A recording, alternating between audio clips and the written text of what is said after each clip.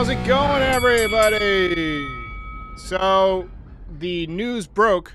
Let me actually mute this other computer here so we're not getting an echo. The news broke while we were on the live stream.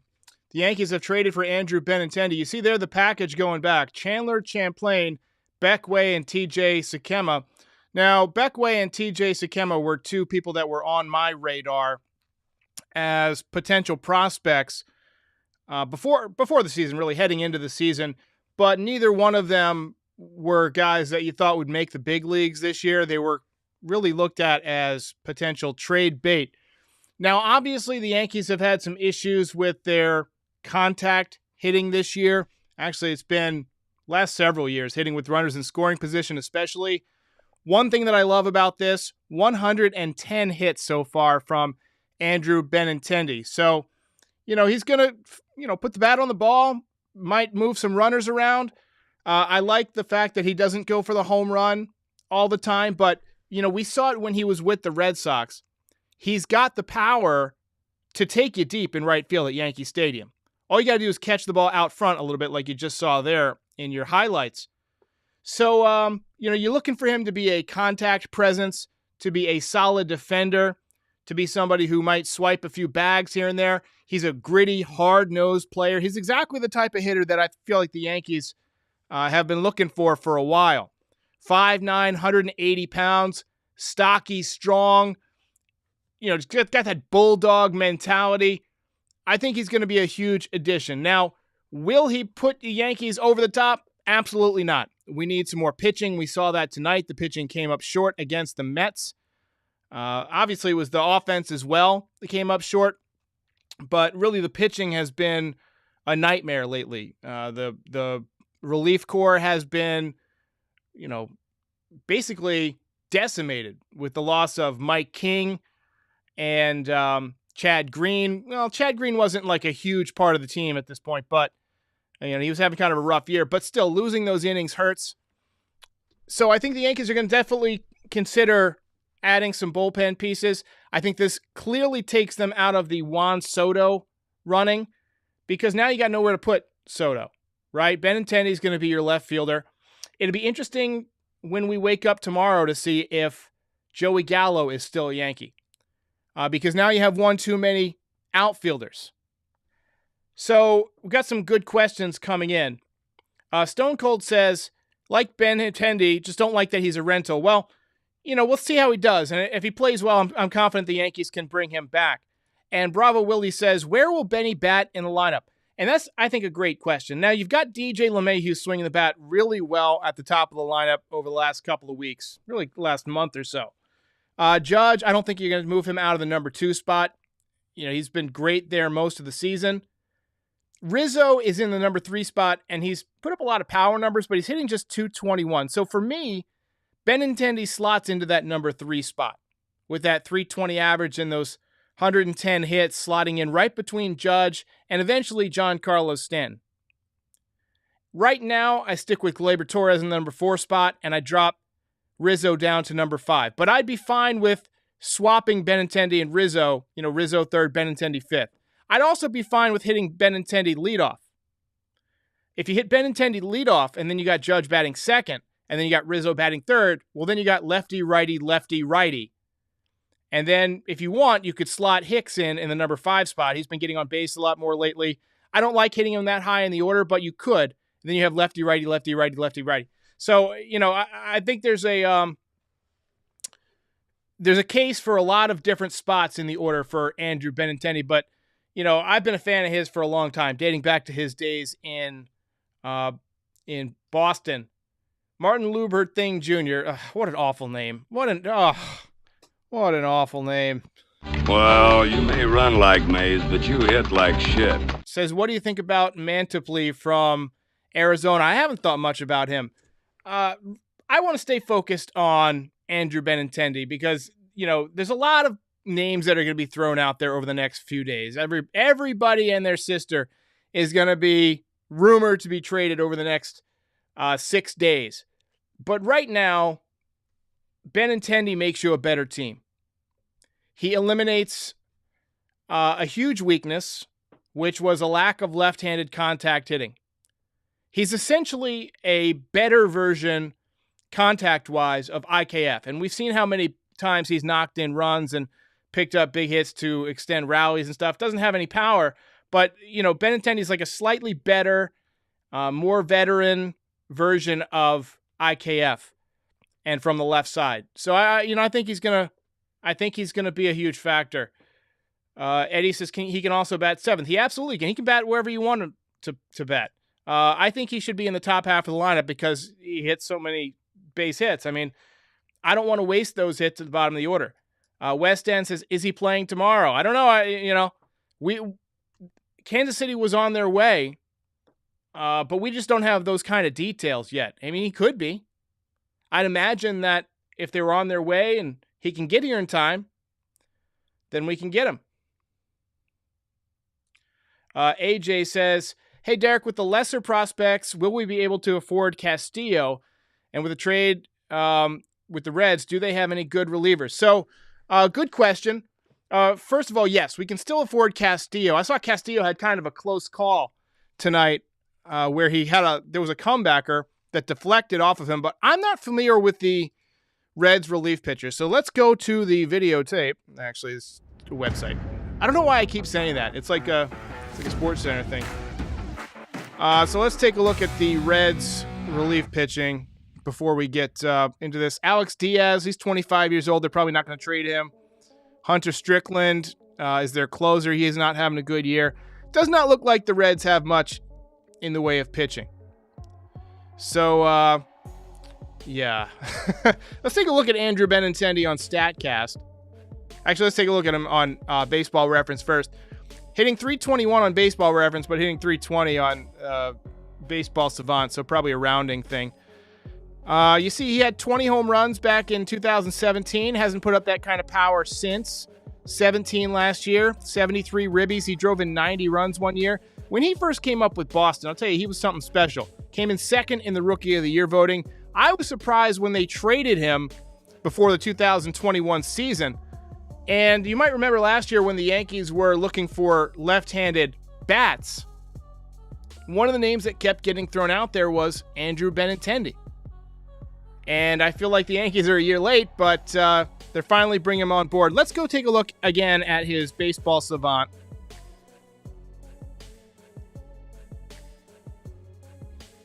Can't type with I got all this carpal tunnel stuff happening here. Andrew Benintendi. All right. So we looked at this a little bit in my short reaction video, and we looked at this a little bit in the post game.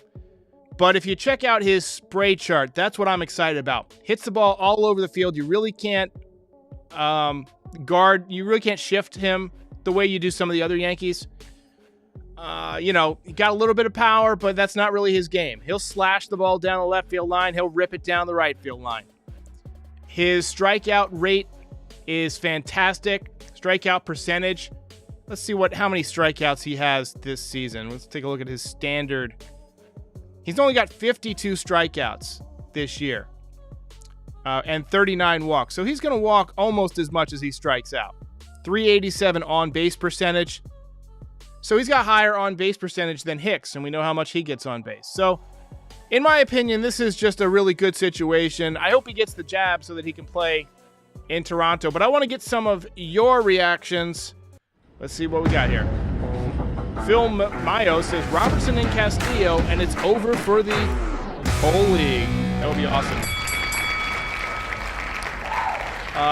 THG, Wicked 50 Cal, Mod says, the Yankees aren't even close to done. That's a quote from Jack Curry, friend of the show.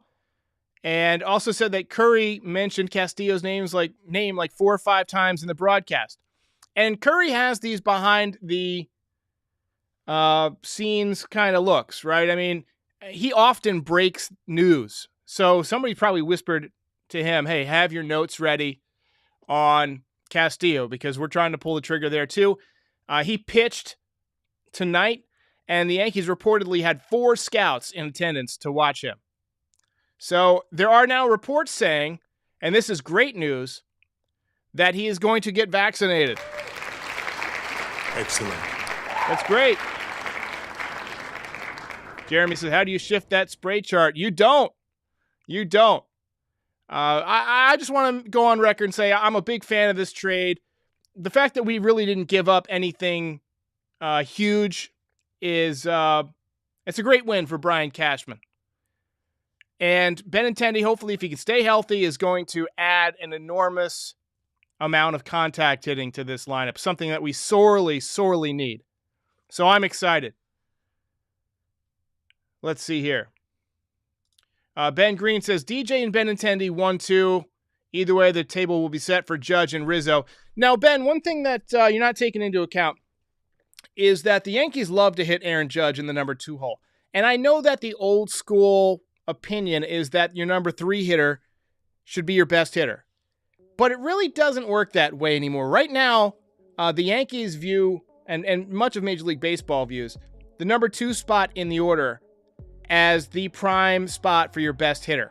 And the number 3 spot is kind of a lesser spot. Now, I personally believe that Judge is, like, he swings the bat better when he's in the number 2 spot. He just looks more comfortable there.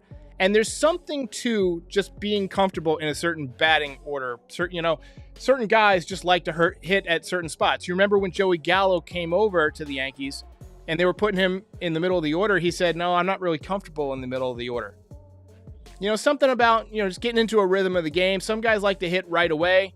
Some guys like to see a couple of pitches. Some guys like to see several batters get some pitches to hit and know kind of where the pitcher's zoning in. So I think that Benintendi's probably going to be in that number 3 or number 5 spot, but it wouldn't surprise me if they hit him leadoff. Doesn't have a ton of speed, but he does get on base, so it would be interesting. Bracioli says, trade for Brian Reynolds and Castillo. I don't think you need Brian Reynolds now if you're going to stick with Aaron Hicks. I think that's kind of the conundrum there. You'd have to find somebody to take Aaron Hicks' contract. And Brian Reynolds will cost you a lot more than Benintendi. But it's clear that Brian Cashman is recognizing sort of the flaws with this lineup, that they're not getting it done with runners in scoring position. There's just not enough contact happening. And hopefully this just spells the end of Joey Gallo. I'm ready for Joey Gallo to disappear. Jesse says, where do you think that they will play him? I think he's going to be in left field. He played left field with the Royals. You could make a case for right field. We saw Matt Carpenter out there in right field tonight, and he's got no arm. I don't think they want to move Judge out of center field. I could see Hicks playing right field. Hicks has a stronger arm, and he can play all 3 outfield positions. And we know that in baseball, you want your strongest outfield arm to be in right field because it's got the longest throw from right field to third base. The most common longest throw. I guess occasionally you'll see somebody from left field chuck it towards first base, but it's extremely rare. But the right fielder will have to throw to third base to stop a guy going from first to third on a single, usually a few times a week. So it's good to have a good arm out there. Now, I don't know what kind of arm Benintendi has. That's not listed in the StatCast metrics. So if somebody has that, feel free to chime in the comments. Mosh says, I'm just on. What's the hat for? This is the Yankees hat, baby. This is the Uncle Sam hat. Howard says, what happens to Gallo? It does not matter. Does not matter. Douglas Rouse says, I want Joey Gallo off this team as soon as Benintendi is in town. Why wait? Why wait? Let's get him ahead of the traffic. He has no role on this team. Benintendi won a Gold Glove last year.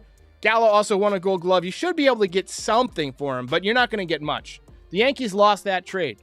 It's one of those rare L's that Brian Cashman takes when he actually pulls the trigger. One of my issues with Brian Cashman is that he a lot of times won't pull the trigger for the obvious. You needed to sign Bryce Harper. I mean, that was as obvious. The guy had an 850 floor for his OPS, and the Yankees decided to pass for him. He wanted to be a Yankee. I mean, he has the edge. I felt like that was a slam dunk signing, and Cashman opted not to do it. And we've seen him have the opportunity to pull the trigger on some major trades from time to time, and he hasn't done it. But he is pretty good at winning these little trades where you don't give up much, but you get a lot of value back. So AJ says, Derek, is Luis Cessa still good because he was good for us last year? No, he's not good. He's got an ERA over 6. Hirsch for real says, Castillo should be the next target. I wholeheartedly agree. Absolutely. Hey. AK says, it's the fun hat. Damn right, baby. Yeah, baby. And Stone Cold says, trade Gallo for a bullpen arm. I don't think you can get a bullpen arm for Gallo, honestly. I really don't. I don't think that you're going to get much for him at all. Ben Green says, Gallo going back to Texas. You'd love to see it. You'd love to see it. And so Anthony says, Gallo and Wade for a pitcher. It doesn't work that way. It doesn't work that way. These guys just don't have any value anymore. They got Wade for nothing, for cash considerations. That's not even cash. That's considerations of giving you cash. That's like when you give your buddy a ride and he's like, well, you know, next time we go out to dinner, I'll pick up your first beer or whatever. You know, it's like considerations, you know. Pimp named Slickback says, not taking a shot on Verlander this offseason is what kills me. Well, they offered him $25 million coming back from Tommy John surgery. I felt like they put a good foot forward, but I mean, that's a big risk. Nobody knew how he was going to bounce back at his age from Tommy John surgery. And the fact that Donaldson makes the same amount of money as him, yeah, that's tough. It'd be interesting to see if the Yankees consider moving Donaldson. I don't know if anybody needs a third baseman who doesn't hit but plays good defense, but you know, it's possible. Dennis says, Hal wouldn't give Cashman the final approval to get Harper. I hadn't seen that story. I hadn't seen that at all. What I read was Inside the Empire, where they talked about how there was mixed feelings between the Yankees analytics and old school folks. And a lot of people thought that his act, his confidence, his bravado wouldn't play well in New York. So Michael Rubio says, is Gallo going to KC? Not as of yet. Yankees Jets fan says, hoping that Castillo is followed by D-Rob. I wholeheartedly agree. I would love to see David Robertson come back. Frank Fontanello says, would love to see Soto, but it would cost too much. Absolutely. Yeah, it would be pricey. THG says, the only thing that sucks about this trade is that Soto to New York Yankees is pretty much dead. I don't think that was ever going to happen because you're going to have to reorganize the entire roster, you know, because you're going to have to give up 4 or 5 prospects, going to have to trade probably 1 or 2 guys from your major league roster like Glaber or ICAP. It's just too much to happen in season. Now, it could happen in the offseason if they decide not to move him. That's something you could see. If Judge bolts and they still haven't dealt Soto, all bets are off. All bets are off. James Capozzo says, where is Tyler Wade? He is in AAA where he is supposed to be. All right, guys. Yankees Jets fan says he traded Joey Gallo for a warm beer and a cold pretzel. I love it. All right, guys.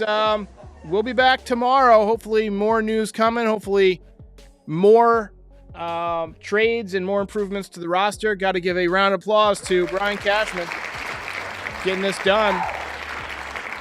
With several days left to go, I'll see you next time.